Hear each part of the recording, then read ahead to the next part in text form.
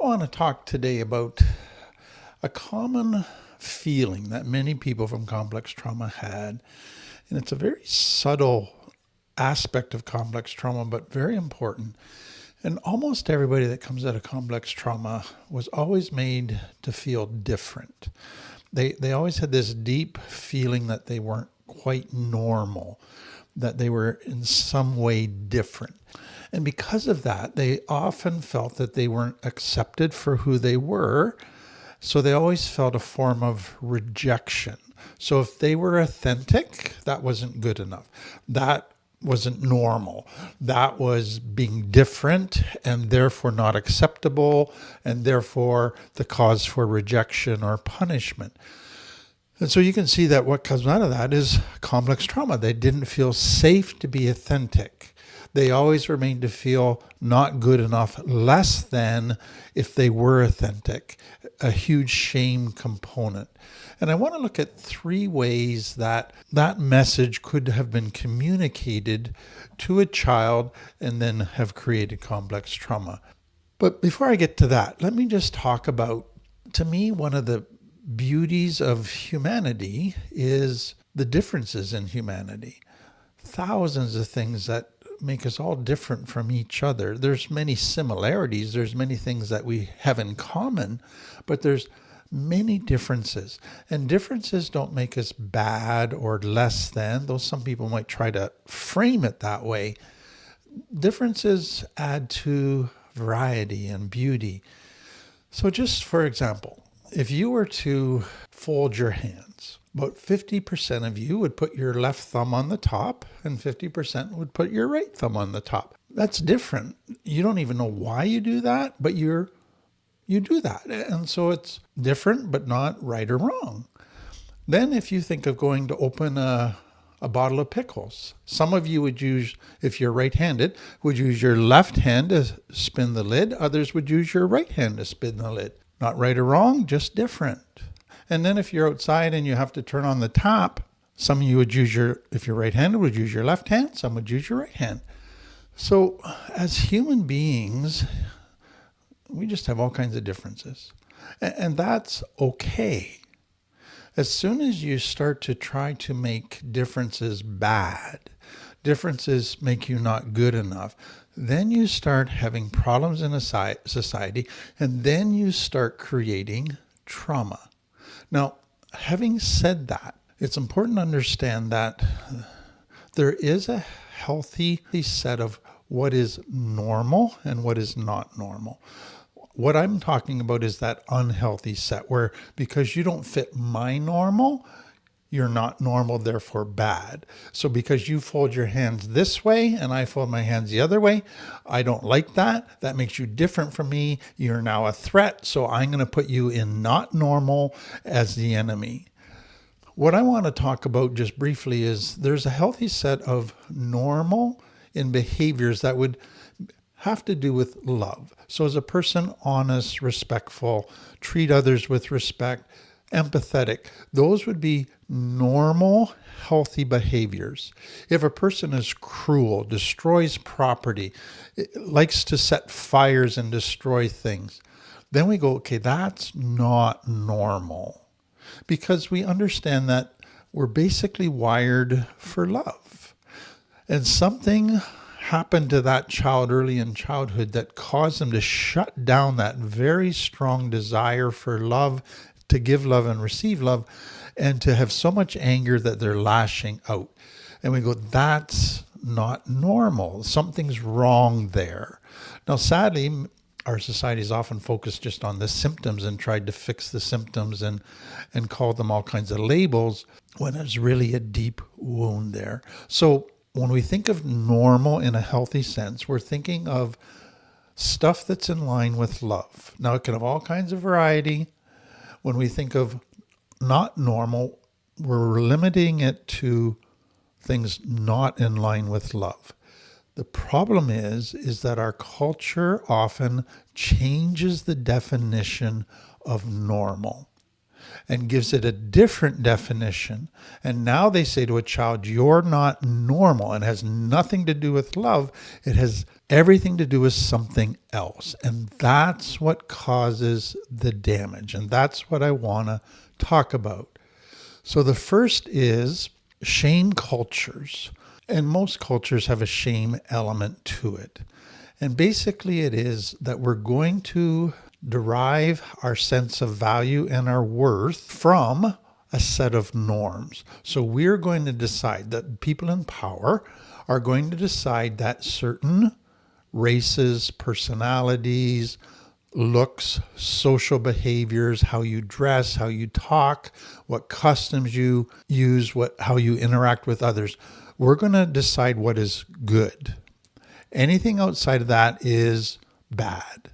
It's not acceptable. It's not normal. So they're defining normal now based on their preferences about what appeals to them about how you look, dress, talk, and the customs that you have. And so what they're doing is redefining normal to then say, normal is what fits my lifestyle and my preferences, and shame on you if you don't conform. You are not normal. We're now going to pathologize you and make you bad. So this is what is known as ethnocentrism, where people from a culture or an ethnic group treat themselves as the default or the standard, the normal against which everything else is compared. And if you don't adopt our customs, look like us, talk like us, think like us, then you're not normal. You're somehow inferior. The term is also called cultural hegemony, and it was Antonio Gramsci's term, and it's how a dominant group, their worldview becomes accepted as the cultural norm, and then it is used to define what is normal or common sense. You should just know this. You should just have figured out that this is the right way to live, the better way to live. And that's a cultural hegemony that is so prevalent in the world. So let me give you an example of all of this. So let's go back to 100 years ago in the Western world. And so what was the norm? What was considered normal and therefore right and healthy? Well, men work, women stay at home. Women's job is to raise kids, cook, and submit to their husband. That was accepted. That was just seen as that's the way it should be. And then, so what was required of girls? Well, you had to go to a finishing school where you learned how to be a good wife and a housemaker.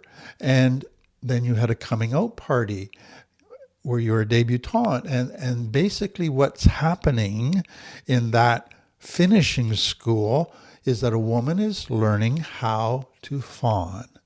A woman is learning how to please a man.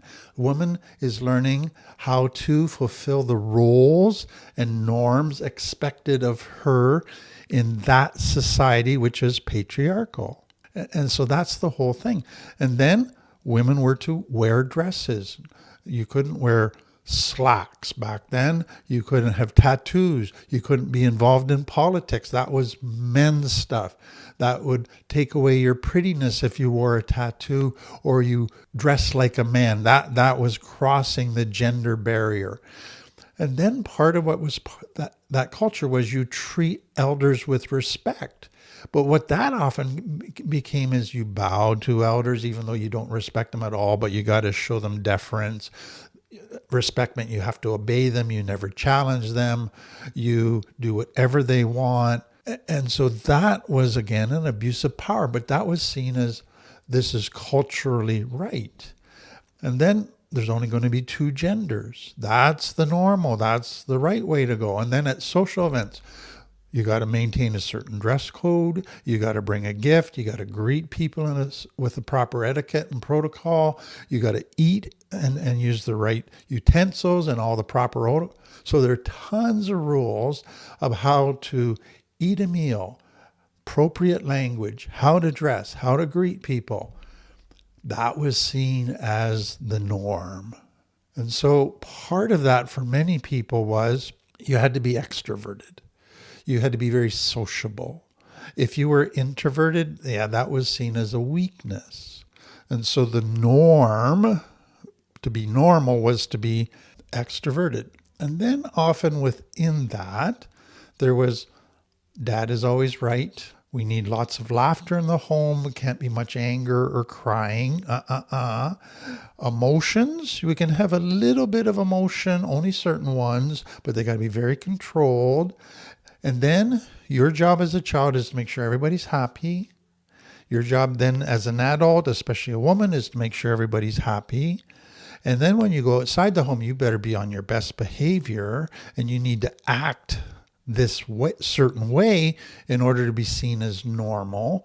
All of that was saying obedience and submission is the greatest quality that women and children could have.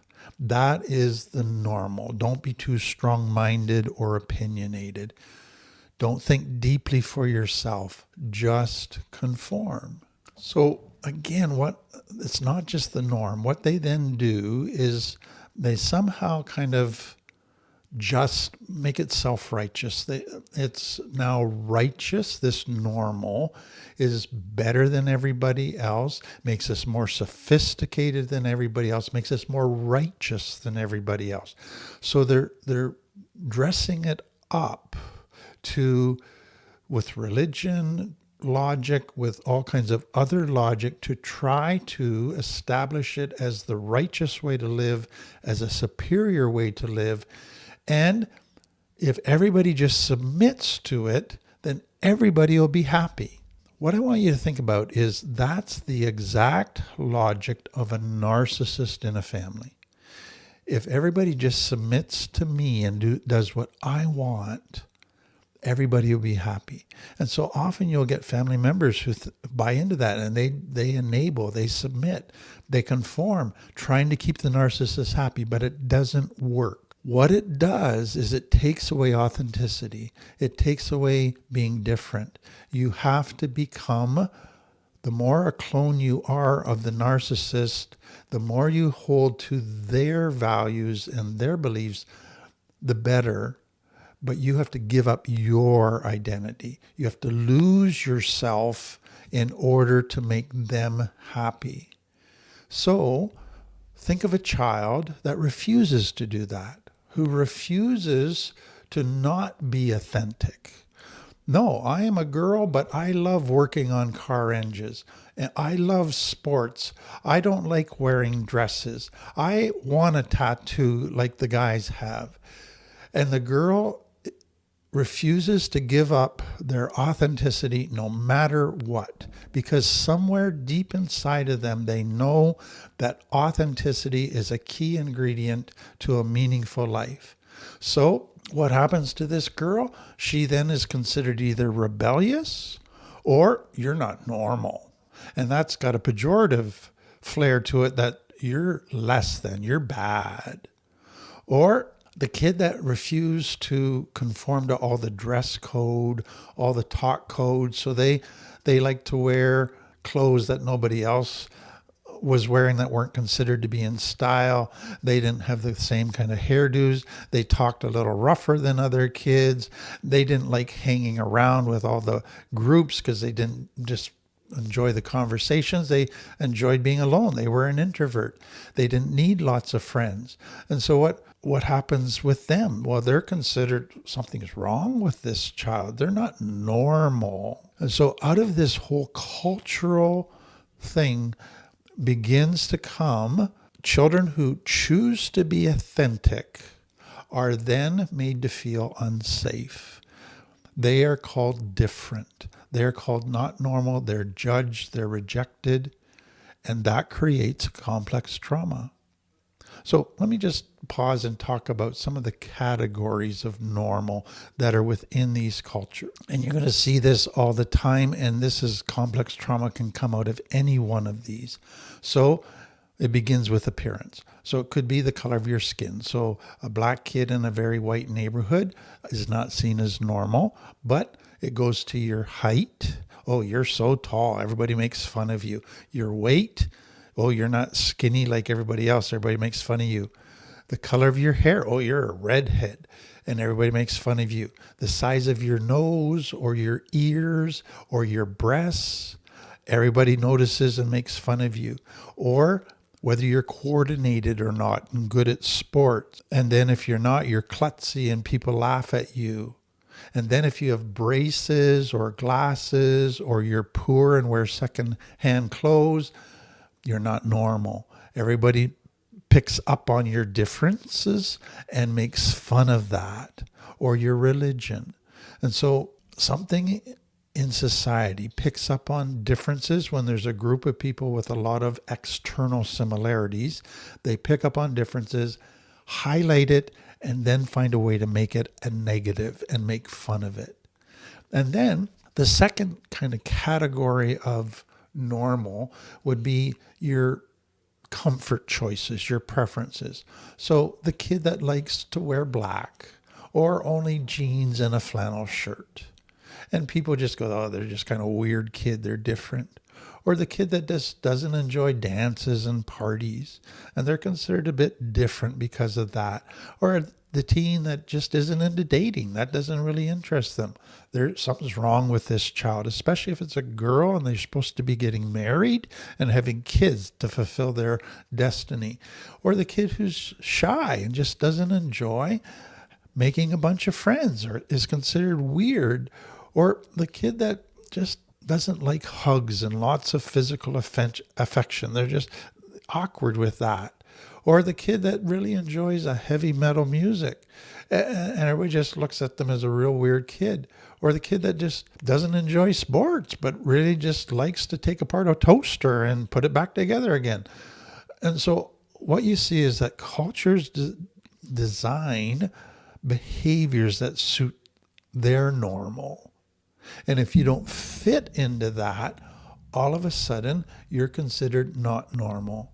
And millions of kids have been wounded because of this cultural standard of normal that has nothing to do with love. It's just because some dominant people in power imposed their preferences on society, tried to make it righteous and superior, and then judged everybody else. And that then can get into families, and then parents adopt that belief and try to put their daughters in certain roles and require certain dress and talk and all of that. And if you're different, you're bad.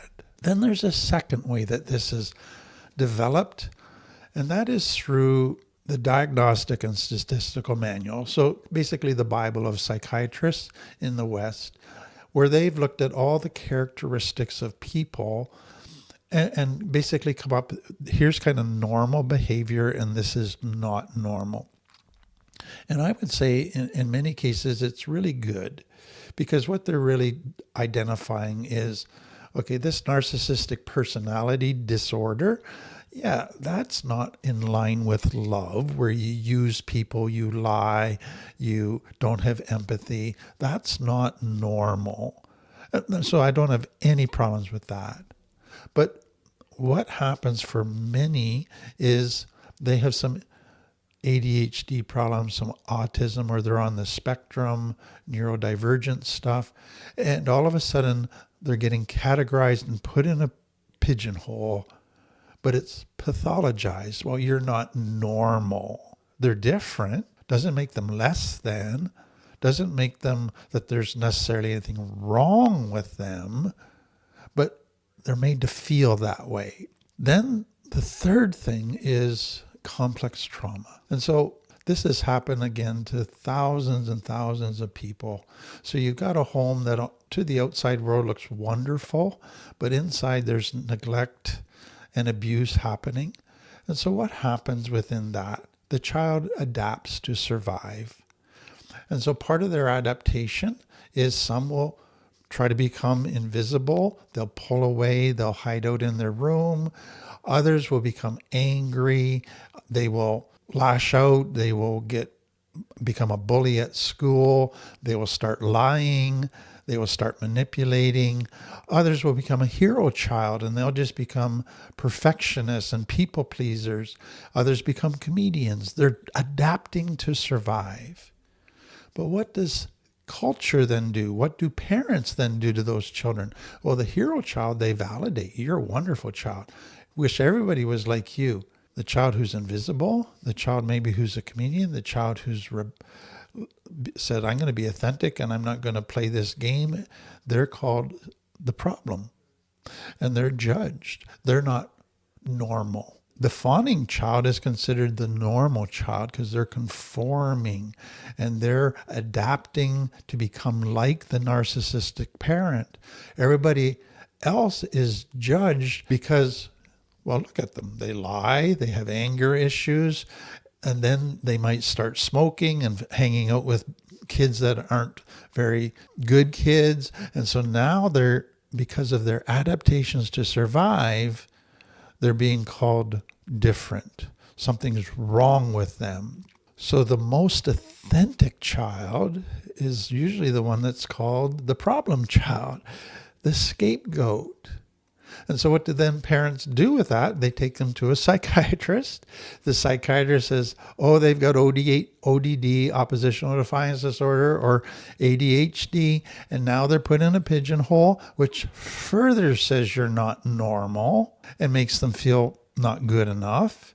And then outside the family, others in the community see this kid that's angry, hanging around with rough kids, that's smoking, that's talking really angry talk, and they go, ooh, stay away from that kid. That kid's a problem kid, and they're ostracized at an even greater level. So the outside world now sees them as not normal, is judging them. So family isn't safe. Now the outside world isn't safe. So what do? They join groups where they're going to feel safe, where they're going to fit in, where they belong. But those groups are often considered different, not normal. And so now they get another layer put on them of you're not normal. And so every attempt to survive has resulted in them as being branded as not normal, as being different. And each one has brought more danger and lack of safety. And so that's the downward spiral that happens with complex trauma.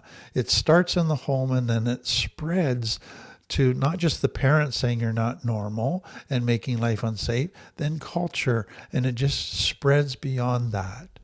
But then there's another subtle piece to that, and that is that often within the complex trauma family, where you're getting abuse and neglect from narcissists, you're being told to accept that as normal behavior. Oh, that's just the way dad is. Just accept it. But something in you is going, no, that's not normal. That's unhealthy. That violates love. But you're being told to accept abnormal, unhealthy behavior as normal behavior. And so there's a real gaslighting thing that is going on for many people.